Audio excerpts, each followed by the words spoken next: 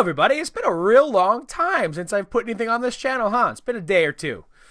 Yeah, I figured I'm gonna do a vlog, kind of talking about 2017, and my life in 2017, and just kind of maybe getting to regularly vlog, and like that will happen. But I was gonna do that now, actually, but instead I figured, you know what? Why would I do that? Why would anyone give a shit about that when instead I can talk about recovery of an MMO Junkie, which I just binged in an entire day over Christmas weekend.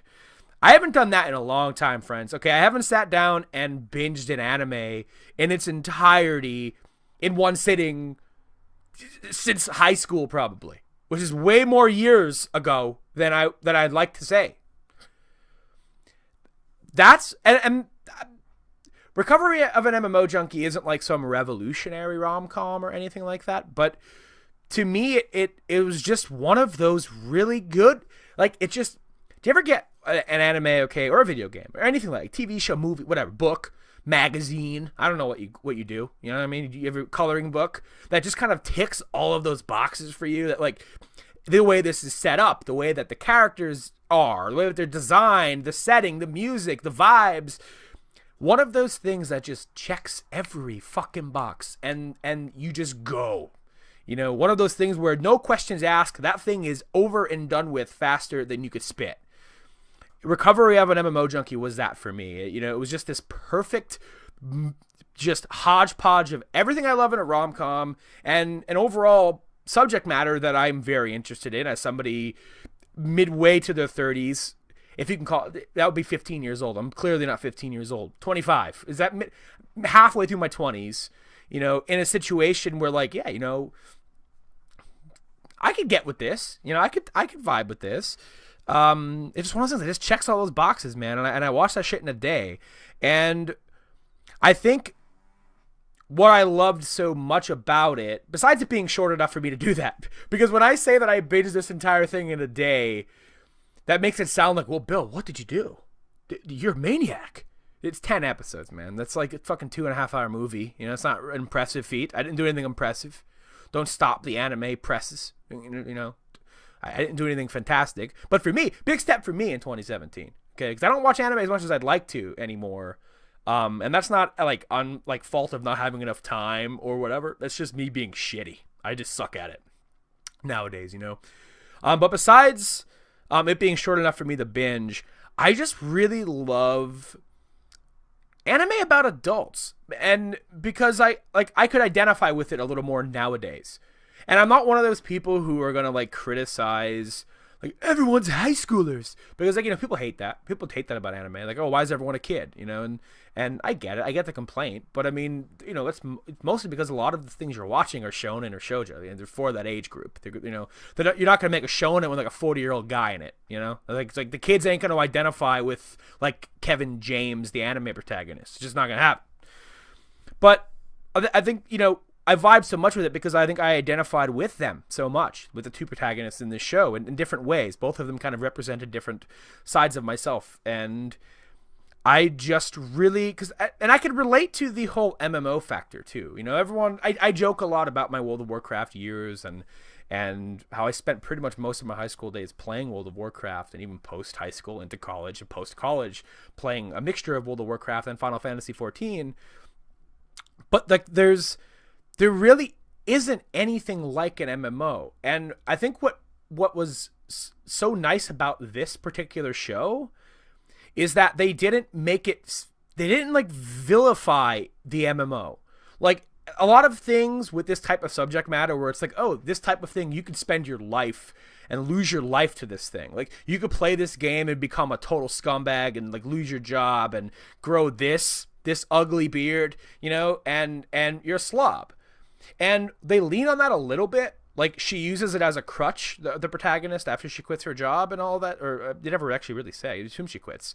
I think she quit, yeah. But I always assumed there was something deeper to it than she was letting on. But she uses it as a crutch in that way and kind of just sinks into it and doesn't socialize.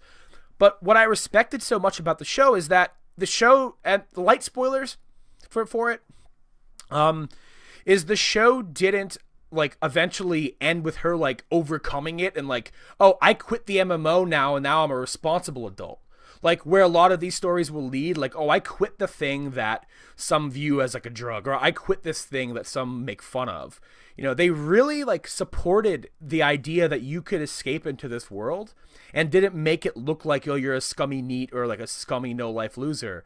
You know, even by having the main male protagonist having his like super broed out office buddy friend get into the MMO as well and play it and love it and see what you can get out of it and who you can meet and all these things. That was super nice for me to see. You know, that was a really great aspect of it. Because it very easily could have leaned into that shit. It very easily could have leaned into these things are for losers, but it didn't. And it showed this girl overcome her issues in real life, but also still have the game there, you know, and the game is still a part of her life, and you could balance the two things. It's not one or the other, in either direction. You know, you could have a social life and play an MMO, and you could play an MMO and have a social life, and that's an important message, I think, to send, because a lot of these pieces of fiction will target certain audiences and like kind of make you feel good, but also kind of make you feel like a fucking loser. And they didn't do it in Recovery of an MMO Junkie, and that was super refreshing to see. Plus, the show's just super adorable. I don't usually get into this. Like, in fact, I've never actually uttered the words "best girl in my life" ever. Maybe in separate instances, like, oh, I'm going to Best Buy, or that shirt is for a girl. You know, I've said those two words at separate instances, but never like I've never been like, oh, she's the best girl. But Moriko. Look, I haven't seen every anime this season. I've seen a handful. I've seen a handful this year. I've seen at least 2 or 3 each season. Look, she's the best girl, and it's not even a fucking contest. Like, a 30-year-old woman is kicking the ass of all of these fucking, again, never said this word either, is kicking the ass of everyone else's waifu. I said it. I said the word. Bill saying waifus on the internet now. But yeah, I would go to bat for this woman. I love her. I love the characters in the show. They are so wholesome and so lovely, and the show was just I couldn't stop the cliffhangers, man. I didn't mean to binge the whole thing, and this is what happens. Everyone says that, right? I didn't mean to binge it. The cliffhangers, man, they're unstoppable. They're unstoppable. I kept going. I really want more of this, and I am looking for anything like it. I just started Real Life. Which I'm kind of getting similar vibes, where it's like 2 adults pretending to be somebody else. I mean, they took a pill to make themselves younger. It's not really like they're playing pretend. They're legitimately, physically, fucking, you know, changing. But that's giving me kind of similar vibes, just from the characters themselves and their perspectives, from a more adult perspective. But yeah, anything else like it, please let me know. Because I would love to see more like it. But yeah, did any of you guys watch Recovery of an MMO Junkie? Have any of you guys ever met a woman in an MMO and it turns out to be a dude? Excuse me, I had pizza. Vice versa, because I have. And it's always funny. It's always funny to go on the mic. And I thought a lot of the comedy in the show surrounding that, it was so. Oh, that's another thing. It's like neither of the protagonists were fucking stupid. Like, that's the I'm back to my rambling ways. I'm not a fan of that. But I was gonna end the video, but I just remembered one other thing.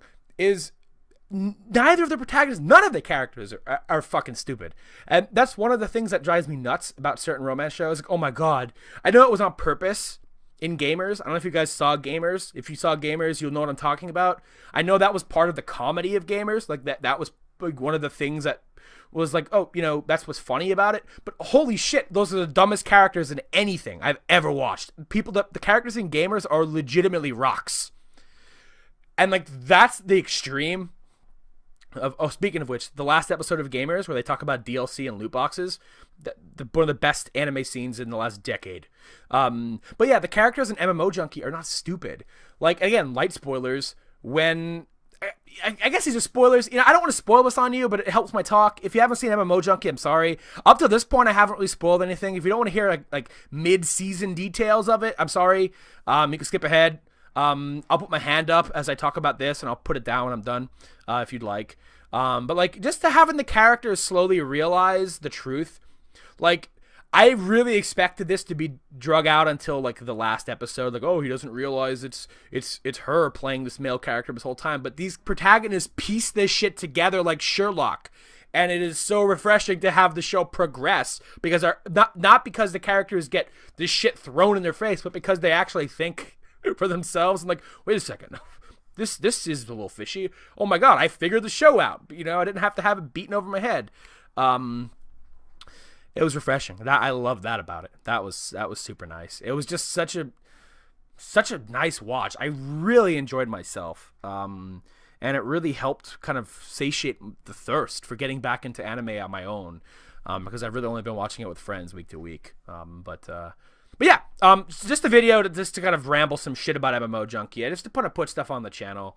I'll have some vlogs. I'll put a vlog up about 2017 because I have some things I like to talk about, both about myself and about the channel and about other things that I'm doing, and just in general. Maybe I can do this more regularly, but yeah. Let me know. Did you watch MMO Junkie? Are there anything similar to MMO Junkie that I could watch? I'm currently watching Real Life. I'm enjoying it. I would love your recommendations.